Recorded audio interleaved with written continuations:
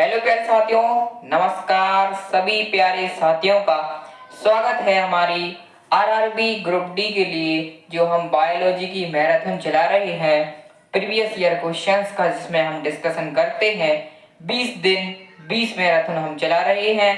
आज हमारी marathon number 11 है। साथियों, आज हम मैराथन नंबर 11 पर आ गए हैं, तो सभी प्यारे साथियों का स्वागत है मैराथन नंबर 11 में।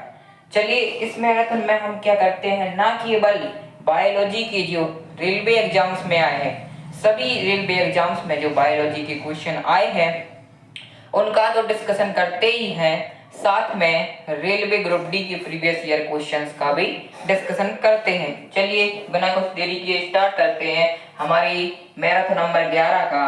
पहला क्वेश्चन क्या है? पहला क्वेश्चन है हमारी मैराथन नंबर 11 का, एक औसत वयस्क मानव में इनमें से किसकी लंबाई लगभग 23 फीट होती है? एक जो मनुष्य होता है, औसत एवरेज मान के चल रही है, इनमें से किसकी लंबाई लगभग 23 फीट होती है? 23 फीट होती है। एक क्वेश्चन आरआरबी जेई 2019 के एग्जाम में आ चुका है। किसमें? आरआरबी जेई 2019 के एग्जाम में क्वेश्चन आया है बायो से कि किसकी लंबाई 23 फीट होती है। हमारा ऑप्शन है बड़ी आंत की, छोटी आंत की, यकृत की, यकृत मतलब लीवर की, या अपेंडिक्स की। तो भाई किसकी लंबाई 23 फीट होती है? तो इसका सही जवाब है भाई साहब छोटी आंत की। छोटी आंत की लंबाई आपका 23 फीट होती है एक एवरेज वयस्क मानव में। ठीक है, ठीक है प्यारे साथी, मजा आ रहा है। हमारा अगला क्वेश्चन है आरआरबी जेई का ही है ये क्वेश्चन। निम्न में से कौन कैल्शियम से बना होता है? कौन कैल्शियम से बना होता है? दती, रक्त, पित्त, प्लाज्मा। तो भाई कौन बना होता है? सबको पता है भाई, कैल्शियम से बना होता है। हमारा अगला क्वेश्चन है साथियों, मजा आ रहा है। इस मैराथन में हम क्या करते हैं, अब पिछली 10 मैराथन में ले चुका हूं। हमारा टारगेट है बायोलॉजी के लगभग प्रीवियस ईयर के जो लगभग 400 से अधिक क्वेश्चंस का 20 दिन 20 मैराथन में डिस्कशन करना, ताकि आप पीवाईक्यू प्रीवियस ईयर क्वेश्चन सीख जाएंगे तो आपको पता चल जाएगा कि पेपर किस प्रकार आता है और आप साइंस का एक अच्छा स्कोर कर ले जाएंगे, क्योंकि प्रीवियस ईयर क्वेश्चन ही हमें सिलेक्शन दिलाने में मदद करता है। ठीक है, अगला क्वेश्चन आपके लिए पेश करता हूं। 20 करोड़ रुपए मिलेंगे आपको इस क्वेश्चन का जवाब देने पर। आरपीएफ कांस्टेबल 2019 के एग्जाम में एक क्वेश्चन आया है। क्या कह रहा है? निम्न में से कौन पाचन तंत्र का हिस्सा नहीं है? क्या इनमें से कौन सा है जो डाइजेस्टिव सिस्टम का क्या नहीं है? हिस्सा नहीं है, पार्ट नहीं है। तो कौन नहीं है भाई? कौन नहीं है? यकृत नहीं है, हृदय नहीं है, आमाशय नहीं है, या मुंह नहीं है। तो भाई जहां तक हम जानते हैं पाचन तंत्र के अंतर्गत मुंह, यकृत, आमाशय ये तो मेन पार्ट है ही यार पाचन तंत्र के साथियों। तो हृदय नहीं आता है। हृदय क्या नहीं आता है? पाचन तंत्र के अंतर्गत नहीं आता है। कौन? हृदय नहीं आता है। चलिए साथियों, बिना कुछ देरी किए रफ्तार देते हैं बुलेट ट्रेन की तरह, वंदे भारत की तरह अपनी इस मैराथन को आगे बढ़ाते हैं। चलिए प्यारे साथियों, हमारा अगला क्वेश्चन है आरआरबी ग्रुप डी 2022 के एग्जाम में एक क्वेश्चन आया है। क्या? ग्रुप डी 2022 के एग्जाम में एक क्वेश्चन आया है बायो से। इनमें से कौन सा जीव भोजन को शरीर के बाहर विखंडित कर देता है और फिर पचे हुए भोजन को अवशोषित कर लेता है? पहले क्या करता है? शरीर से भोजन को बाहर कर देता है, विखंडित कर देता है, तोड़ देता है, और फिर जो भोजन पच जाता है ना, उसी पचे हुए भोजन को फिर से खाने का काम करता है। ठीक है, कौन करता है? इनमें से कौन सा जीव करता है? आरआरबी ग्रुप डी 2022 का एक क्वेश्चन है। जू, मशरूम, मृग, या अमीबा। तो भाई भोजन को शरीर से बाहर विखंडित करना और फिर उसी भोजन को, उसी पचे हुए भोजन को खा लेना, ये सिर्फ मशरूम भाई साहब का काम है, मशरूम का काम है। अगला क्वेश्चन है हमारा आरआरबी एनटीपीसी 2021 के एग्जाम में क्वेश्चन आया है। ये क्वेश्चन क्या कहता है, ध्यान से सुनिएगा, इस क्वेश्चन का उत्तर दीजिएगा। न्यूरॉन के किस भाग में सूचना प्राप्त होती है? इनमें से किस भाग में सूचना प्राप्त होती है? ये चारों भाग न्यूरॉन के हैं। न्यूरॉन के इनमें से किस भाग में सूचना प्राप्त होती है? ये क्वेश्चन आरआरबी एनटीपीसी 2021 के एग्जाम में आ चुका है प्यारे साथियों, तो ध्यान से सुनिएगा। Dendrite, axon, cell body, nerve ending. तो भाई बताइए आप, न्यूरॉन के किस भाग में सूचना प्राप्त होती है?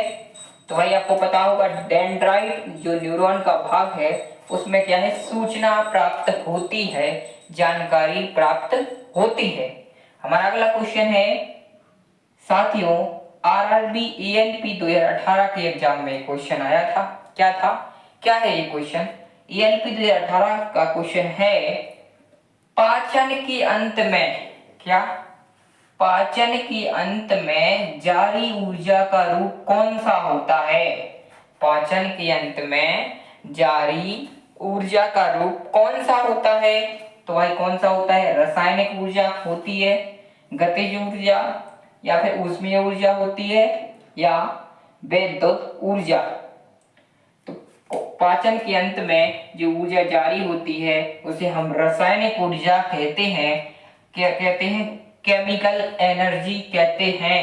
ये क्वेश्चन आरआरबी एएलपी 2018 का आया था एग्जाम में। अगला क्वेश्चन देखते हैं साथियों, रफ्तार में आपके बीच पेश करता हूं मैराथन नंबर 11 का अगला क्वेश्चन। चलिए साथियों, हमारे मैराथन का अगला क्वेश्चन है आरआरबी जेई 2019 के एग्जाम में क्वेश्चन आया है। क्वेश्चन है, दो न्यूरॉनों के बीच के जंक्शन को क्या कहा जाता है? दो न्यूरॉनों के बीच के जंक्शन को क्या कहा जाता है? ये क्वेश्चन आरआरबी जेई 2019 के एग्जाम में पूछा गया था, बायो से आया था कि न्यूरॉनों के बीच के जंक्शन को क्या कहा जाता है?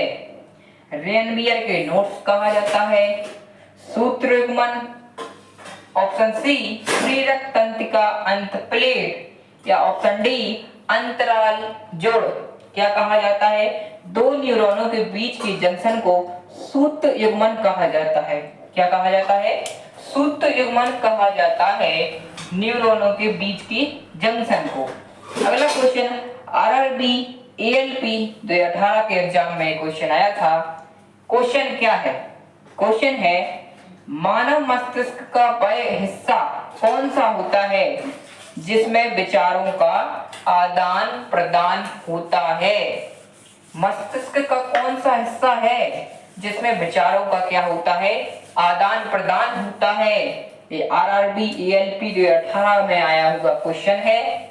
तो भाई मस्तिष्क का आदान प्रदान विचारों का किस भाग में होता है, किस हिस्से में होता है? मध्य मस्तिष्क में, सेरिबेलस में, अग्र मस्तिष्क में, या अनुमस्तिष्क में? तो विचारों का आदान प्रदान हमारे अग्र मस्तिष्क में होता है। किसमें? अग्र मस्तिष्क में विचारों का आदान प्रदान होता है, और दो न्यूरॉनों के बीच के जंक्शन को सूत्र युग्मन कहा जाता है। अगला क्वेश्चन आरआरबी एएलपी 2018 के एग्जाम में आया था। एक क्वेश्चन है, मनुष्यों में अनैच्छिक क्रियाएं जैसे आपका रक्तचाप, लार और उल्टी को किसके द्वारा मैनेज किया जाता है, नियंत्रित किया जाता है, कंट्रोल किया जाता है? तो किसके द्वारा कंट्रोल किया जाता है? आपके रक्तचाप को, लार और उल्टी को। ये आरआरबी एएलपी 2018 में आ चुका है ये क्वेश्चन। तो भाई कौन नियंत्रित करता है रक्तचाप को, लार को और उल्टी को? तो आपका ऑप्शन है, पॉन्स करता है, हाइपोथैलेमस करता है, स्पाइनल कोड करता है, या मेंड्यूल करता है? तो बता दूं साथियों आपको कि हमारे मानव शरीर में रक्तचाप, लार, उल्टी को पॉन्स नियंत्रित करता है। कौन करता है साथियों? पॉन्स नियंत्रित करता है साथियों। हमने आज RRB ALP, RRB JE, RRB NTPC, RRB group D की जो बायो से प्रीवियस ईयर क्वेश्चंस आए थे, हमने उनका डिस्कशन किया हमारी मैराथन नंबर 11 में। जो भी प्यारे साथी नए थे उनसे कहना चाहता हूं कि आप पिछली 10 मैराथन्स को देख लीजिए ग्रुप डी एग्जाम के लिए। उन मैराथन्स में मैंने लगभग 200 से अधिक क्वेश्चंस का डिस्कशन मैं कर चुका हूं और हमारा टारगेट है 20 दिन 20 मैराथन कवर कराना, जिसमें हम प्रीवियस ईयर क्वेश्चंस को कवर करा रहे हैं। फिर मिलेंगे साथियों एक नई मैराथन में, तब तक के लिए जय हिंद, जय भारत, भारत माता की जय, जय श्री राम।